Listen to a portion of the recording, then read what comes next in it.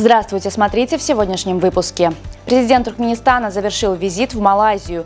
Гурбангулы Бердымухамедов ознакомился с проектами строительства Центра автотранспорта и протестировал новый спорткар.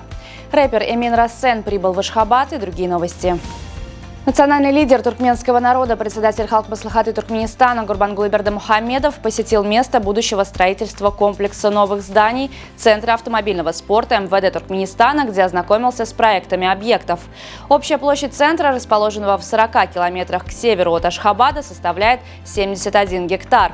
Было предложено 3 проекта, основанных на архитектурных особенностях зданий нового комплекса. Согласно им, центр состоит из 2 частей, где учтены все возможности для тренировочного процесса, подготовки спортивных автомобилей к соревнованиям, организации турниров международного уровня. В качестве эмблемы здания одной из них было выбрано изображение халтикинского коня, а другой – алабая. Затем национальному лидеру туркменского народа было предложено протестировать новый спорткар. Спортивный автомобиль под управлением Гурбангулы Бердымухамедова преодолел сложный маршрут по песчаным дорогам. Президент Туркменистана Сердар Бердымухамедов завершил свой первый официальный визит в Малайзию. По возвращении в Ашхабад президента Сердара Бердымухамедова встретили официальные лица, поздравившие его с успешными переговорами и достигнутыми результатами. В рамках визита Сердара Бердымухамедова в Малайзию состоялись переговоры с премьер-министром Анваром Ибрахимом, завершившиеся подписанием значительного пакета документов.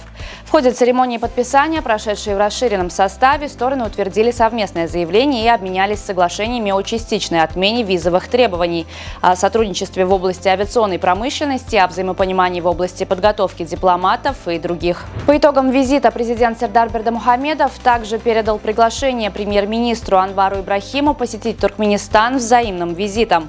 Анвар Ибрахим с благодарностью принял приглашение. Обе стороны договорились, что сроки визита будут согласованы по дипломатическим каналам. В рамках визита президент Туркменистана посетил небоскреб Петронас и провел встречу с руководителями этой компании. На встрече обсуждались приоритетные направления сотрудничества в нефтегазовом секторе, а также перспективы дальнейшего взаимодействия. Иранский исполнитель туркменского происхождения Эмин Рассен прибыл в Ашхабад для участия в новогоднем концерте. Артиста тепло встретили в столичном отеле «Арчибиль», где он будет проживать во время своего визита. Артист пообещал порадовать зрителей яркой программой и новыми хитами.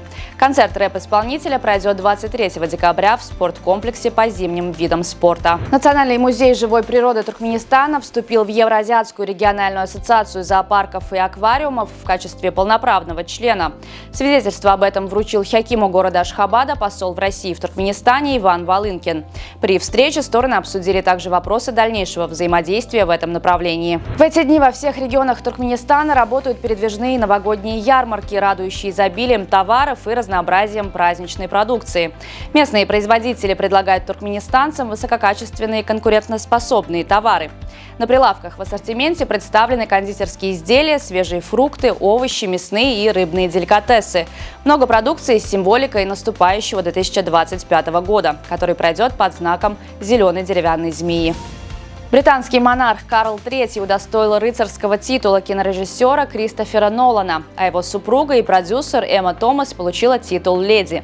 Букингемский дворец отметил, что эта честь оказана супружеской паре за их выдающийся вклад в развитие кинематографа, включая создание культовой трилогии «Темный рыцарь» и оскароносного «Оппенгеймера». Туркменская хоккейная дружина стартует на 9-х азиатских зимних играх в китайском Харбине матчем против сборной Индии 4 февраля 2025 года.